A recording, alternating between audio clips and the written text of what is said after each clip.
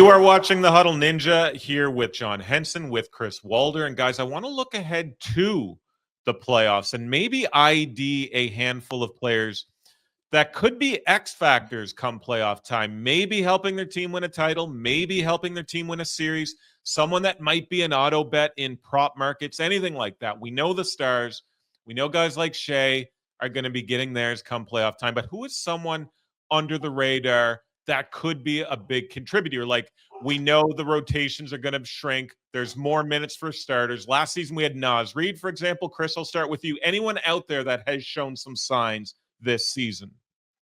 So it's funny you actually mentioned this as a question when we were going through the script here, because this is a piece that I will actually be writing up for OddsShark heading into the playoffs. Some of the unheralded names going into the postseason, like the Austin Reeves, the Michael Porter Juniors, the Lou Dorts of the world that could help win a series that aren't the superstar names on the marquee, but they could have some solid performances. So without giving away too much, I am going to highlight one name.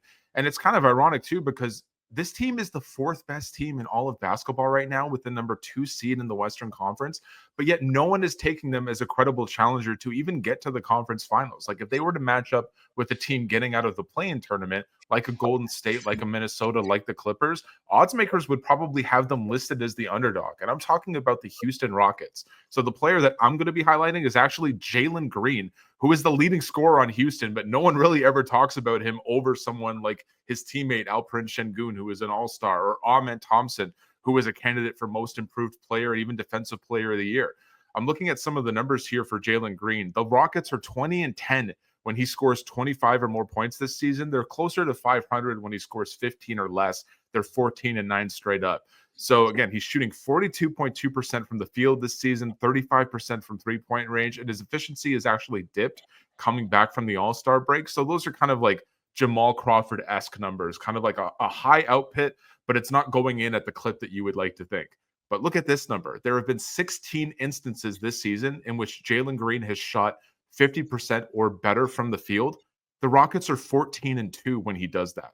So if Green is one of those guys that can catch fire quickly in a series, especially kind of against a feeble defense, if they get that lucky in the opening round, he could be a difference maker that gets Houston to at least the Western Conference semifinals and even beyond that. I kind of know what we're going to expect from a Şengün at this point. I think Thompson is going to be a two-way beast. He's going to catch a lot of eyes in this postseason.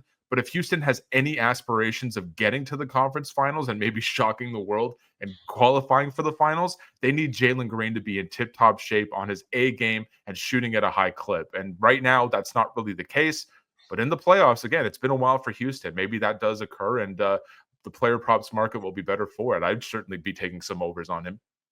Yeah, very interesting. Just for a guy, like you said, does lead a young upstart Houston Rockets team in scoring by 2.5 points over Şengün, a guy that does shoot the ball pretty well from all over the floor, especially the free throw line, over 80%, I believe, from the charity stripe. So certainly a good call out there. And I had no clue that you had this ready to go for written content for oddshark.com. What about you, John Henson? Any players out there that has sort of been showing the makings of somebody that could step up if need be or if called upon in the playoffs? Well, Chris has got a good point. I looked at that Houston kind of roster. I'm like, someone's going to probably establish himself as a household name / the guy with them this year in the playoffs. So I wonder who that's going to be. Jalen Green's obviously a good bet on that. And then I kind of looked at the East because for the West, most of the guys have established. You got John Moran and SGA. These guys are who they are. But I think Cade Cunningham is a guy that's going to kind of break out, potentially series-changing type player. Even Banchero with Orlando sitting at the 8th, we talked about somebody to kind of bet on. After the All-Star break, I've been betting on him personally. He's been clearing his point total for a long time, and the market still hasn't really caught up, so be on the lookout for that. And then another guy on a contending team, DeAndre Hunter. Just a guy that no one's really talking about, how Cleveland got essentially a guy that's going to probably command $20 million plus off the bench to help them in their quest for a title. So Cunningham, DeAndre Hunter, and Paulo Banchero, probably 3 guys that I could see potentially making some noise in this playoffs and becoming a household name.